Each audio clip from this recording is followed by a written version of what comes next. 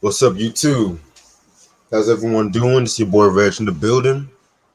Got my homeboy Try with me. What up? Um, Continuing on like with these unsung reviews, we are going to do the Bobby Valentino episode.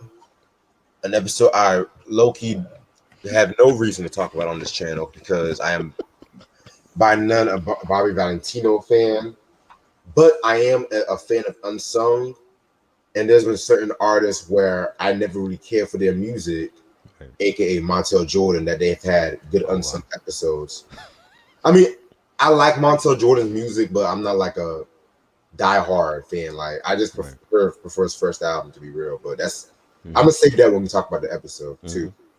But yeah, Bobby Valentino, he's like one of those squinty eyes singers from the 2000s. You know, this is when 2000s R&B was just not good. Right. This was like around that time. This is like that era before Chris Brown and Neo. Right. This is like when the Thugs Need Love era. Yeah, like I said, I'm not like the biggest Bobby V fan, but I'm gonna do what I gotta do. So, he's a singer, born in Mississippi, but he moved to Atlanta, Georgia, which Atlanta, Georgia is like the black music capital these days and shit like that. He was very influenced by like a lot of the classic R&B groups, like Marvin Gaye, Isley Brothers, um, D'Angelo, Jodeci, all that shit. I never knew he was part of the group, the Mister, Mister. Yeah. with their song, the Blackberry Molasses. I never knew that, Mhm. and I've always liked that song too. Right. So, they were supposed to came out with another album, but Tim and Bob being producers on it, but it was never released and shit like that. But I like Right. the fact that they still remain cool with one Mhm. another Yeah. because not yeah, we were not a lot of these group members they be cool with one another and shit like that after Right. they become famous and shit. You know what I'm saying? And there's been plenty of stories with that. Yep. Um, so the 2000s came, and Def Jam, L.A. Reid was doing Def Jam at that time, and he was a president and shit, and so that's when they signed Island Def Jam to Disturbing the Peace, where they did that song "Slow Down," which I never liked that song. Even to this day, I never cared for that song. I like that whole.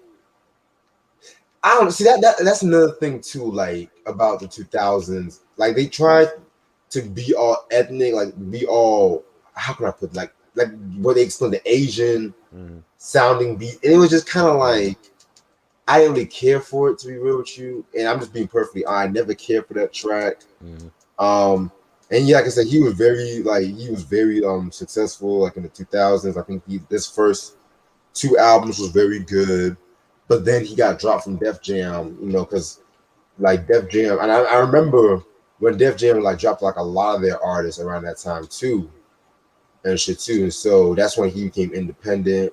And then he did a whole Mrs. Officer song with Lil Wayne, which again that was like a big song, like '08, '09. You can Right. go nowhere without hearing that track. And then the fucking British musician with the same name as Bobby Valentino sued him and took almost everything, which I Crazy. hate when motherfuckers do that shit, Yeah. when they have the same name, because they did that shit with Common, they Right. did that shit with Biggie Smith because and Wesson. Smith and Wesson. Yep.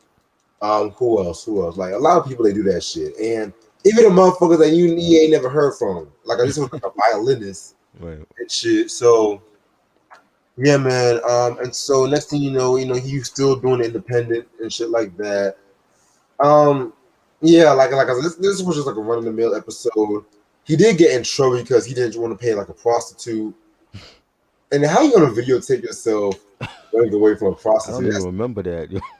I don't even remember that shit either. And shit. That's crazy. But yeah, I don't like I said, this was if you're a fan of Bobby Valentino, I'm just gonna be real. You would like this episode.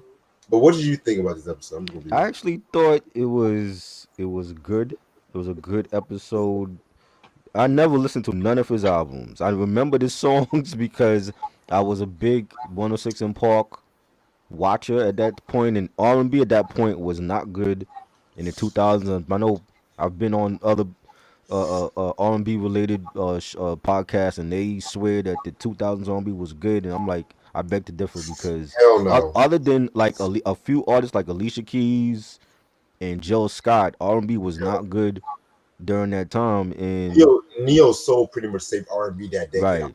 honest. Definitely, definitely. If it wasn't for like India Ari and Angie Stone, Craig David, you know what I'm saying? I pretty much would be out of that whole genre right now. And he came out at a time when it was like Akon and Neo and Chris Brown and T Pain and all these other cats was coming out, and I'm like, I didn't like none of these cats. And the hip hop itself was like everything was like South because the South had blew up. You had New York artists trying to do what the South was doing, and it was just crap. I think that's what turned me to listening to more alternative music at that time because playing a lot of rock band and listening to like Linkin Park and Limp Bizkit and all that. That you know what I'm saying? That was like my escape from what was going on in R&B and rap at that point. Except for a few artists, but you know, I think he had success and he had some roadblocks in along the way that wasn't his fault. With the whole you know, L.A. Reid was not a good president of Def Jam. He Like that wasn't. was that was after Jay Z, That was during Jay Z. Wait, hold up. Because Jay Z did come into like maybe 04, 05. right, That was like at right, beginning Jay Z. Yeah. and L.A. Reid was just not good. He was No. not good as the head of that label, and I blame him for what happened with Bobby and that whole the label drop him. They don't even tell him, and That out on the uh Beatles, man.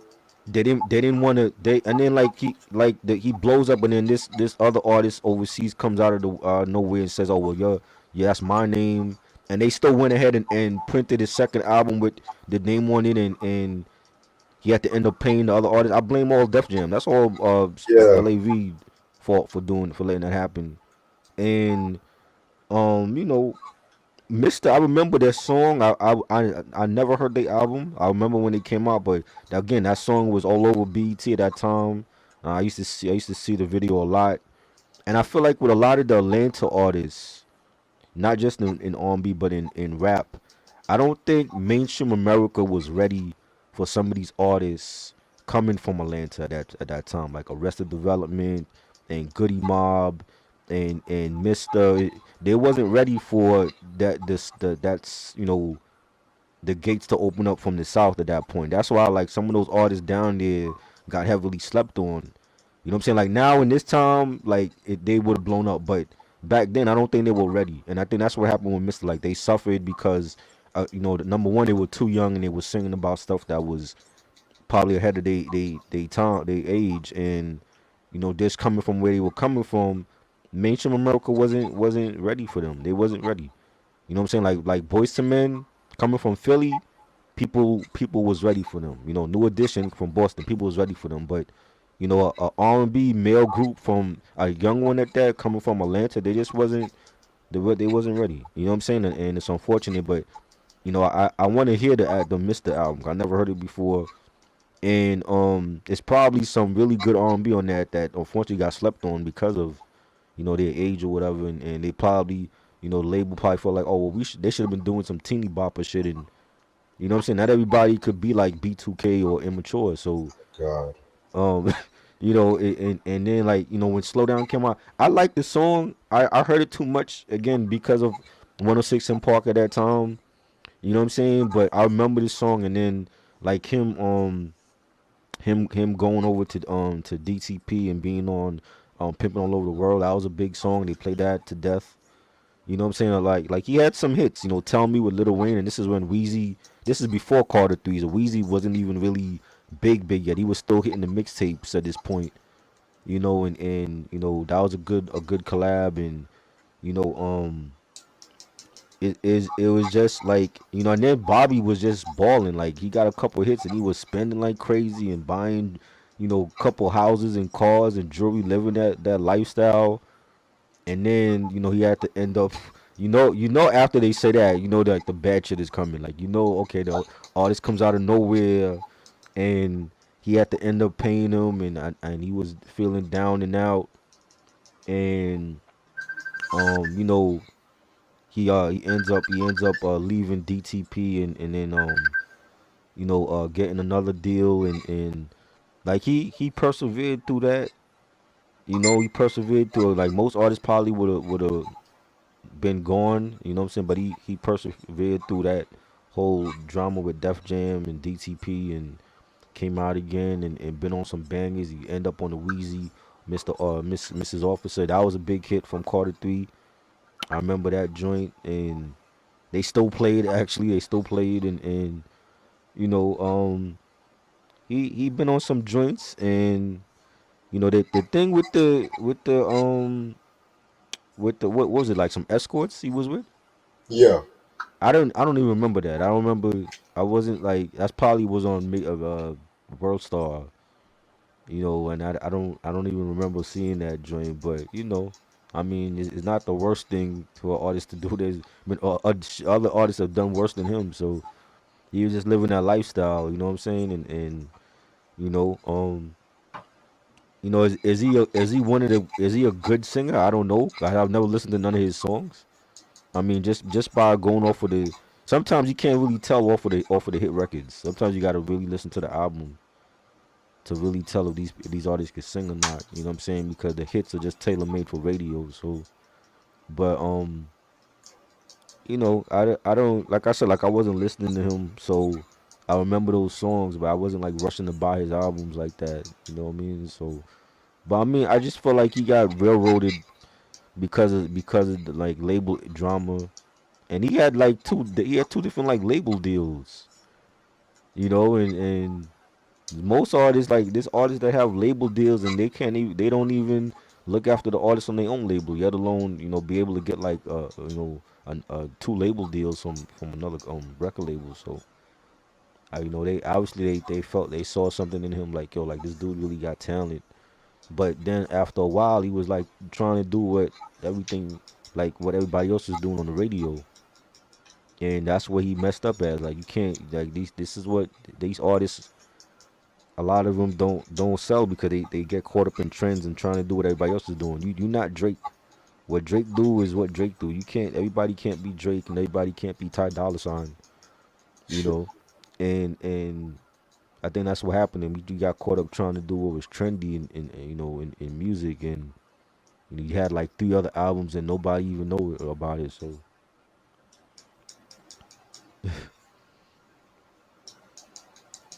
yeah, man. It's like I hear what you're saying because R&B in the 2000s, there was exactly. some okay shit, but then it was just like the traditional R&B was hmm just like mostly a hip hop authentic. I could probably count on one hand how many actual R&B albums I bought during that time. It's less than five. Huh. I remember buying Usher's "Here I Stand" because I was always an Usher fan. I remember buying that, and what was the other one? I don't even know. I only remember the Usher joint. But like I wasn't listening to a lot of those, like Keisha Cole was good, but I wasn't rushing to buy Keisha Cole album. You know what I'm saying? Like Ciara, I didn't care for. Don't like Ciara. Uh, uh, who else was out at that time? Sis Christina Milian, Okay. didn't care for her. You know what I'm saying? So a lot of the 2000s R&B, I'm like, I didn't care for a lot of that shit. Like a lot of the 90s like artists were like, by the time 2004 2005 came around, they were nowhere to be found. Like 112 was like already done. Carl Thomas wasn't making no heat. So SWV was broken up. You know what I'm saying? A lot of them was like they were either broken up, like if they were groups, or they wasn't like coming out with nothing. So it was very bland at that time. It was only like Chris Brown was like coming out with stuff, and I wasn't even listening to Chris Brown at that point. Like I didn't even listen to him until like when he came out with Deuces, and that was what, 2009. Yeah. Yeah, like when Deuces came out, that was like the first time I actually checked out a whole Chris Brown album, because I wasn't listening to his stuff before then. Oh wow. You know what I'm saying? Usher, like I said, like Usher, when Usher came out with Here I Stand, like I actually bought that one. That was that's an underrated. I don't hear nobody mention that album. That's an That's underrated album. huh? Very underrated. It is. It's a good album, but I don't know. Like I don't know if it's like bad promotion from the label. Something was going on at that time, and he wasn't getting a lot of promotion for that album. I don't know if it was the marriage with the older woman or what, but they don't talk about that album. And yeah, it was very bland and R&B at that point. So like I'm like Bobby V. I'm like I remember the songs. I just never listened to none of his shit though. Yeah, I never, like I said, I never really cared for his music like that. It was Mm, that fucking that 2000s R&B sound I never really cared for. yeah, I'm like nah. TLC was already gone. Beyonce was already solo at that point. So Yeah, it wasn't until like maybe like the late 2000s when the Frank yeah. Oceans came out. Right. Yeah. Like 2010 is when Frank Ocean Yeah, came out and the weekend and then you had like the British invasion with Sam Smith and yeah, Adele and Estelle came out and yeah, I think that's when I was listening to like it was R&B, but it was like a lot of the artists from overseas that was coming out. Ellie Goulding, even though she's not R&B, but I was like a huge Ellie Goulding fan. And who else? Who else was out? Oh man, Ed Sheeran what was coming out. I'm a big Ed Sheeran fan. You know what I'm saying? So it was like the R&B. It was good R&B starting to come out again, but it was like from overseas. You know what I'm exactly. saying? And then like later on, then we got Ella May and her. You know what I'm saying? And we had Sir. Those artists, but for those that first decade of 2000s, I think the R&B was shit. But it's a few exceptions. Like I said, like Usher was coming out with the best shit. Like Confessions came out. That was what, '04. Yo, four. Yeah, Confessions, and then right after Confessions, he came out with Here I Stand, and like I was checking for anything Usher was coming out with, and Alicia Keys, basically, like those two. Everybody else is like, you know, Yeah, I know what you mean. Yeah, man. Like everyone was just trying to like copy what hip hop was doing at that time, not just right, art, yeah, rock music too. right. You know what I'm saying? And yeah, like even with rock, with alternative rock, especially like the sound was changing, and it was like you had like a lot of the groups doing what was trendy, like Maroon 5 and 30 Seconds to Mars, and I'm like, yo, like they were ditching their traditional sound to do what was trendy. And I was like, they were dropping some crap too. I'm like, nah, I ain't feeling this shit at all. Exactly.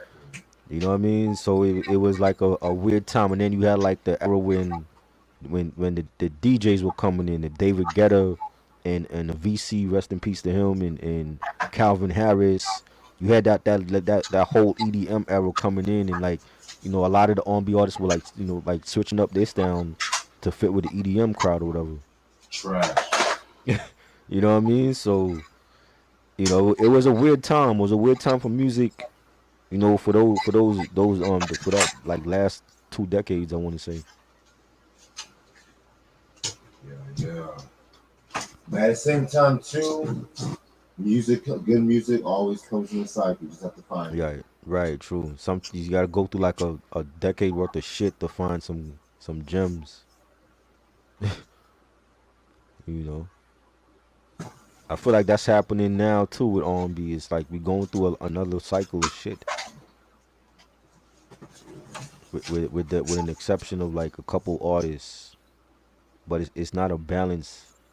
You know, Right. Yeah, man. But yeah, this is just a Bobby V episode and shit like that. All in all, it was a pretty alright episode. they Not really. didn't they didn't they talked. And you know what's weird? They talked about how like he had the issue with the escorts, and then like right after that, he ends up having a daughter. Like, how did that happen? Where did this happen? Like, what? Like one day you had you ran out the hotel with escort without paying the escorts, and then you the next day you had a kid. They didn't even talk about well he talked about like the woman he had the kid with, like she was from high school, but they didn't even show her nothing.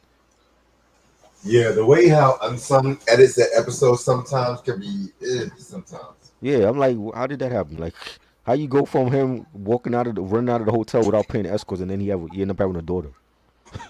Did he have a daughter with the escort? Like, Right. It's like, oh yeah, he went through this public humiliation. Oh yeah, wait, he has a right. daughter. He's a good guy. Just out of nowhere, like he has a daughter. You know, Mm-mm-mm. it's crazy. So you won't really check out his music, would you? I want to check out the Mister album, the first one, because the second one never came out. It's still shelved. I'm assuming. Yeah. You know what I'm saying? That's a shame because it's probably some heat on that album. You know, Especially with organized noise, man. Oh my god. right? Or organized noise did the album. No, Tim. I meant the first one. Tim and Bob did the second one. Oh, okay, true. Yeah, I want to check out the first one. I never heard it. I never seen it in stores. So Yes. that's But yeah, I crazy. just want to conclude this episode. Like, I don't want to spend too much time talking about Bobby V.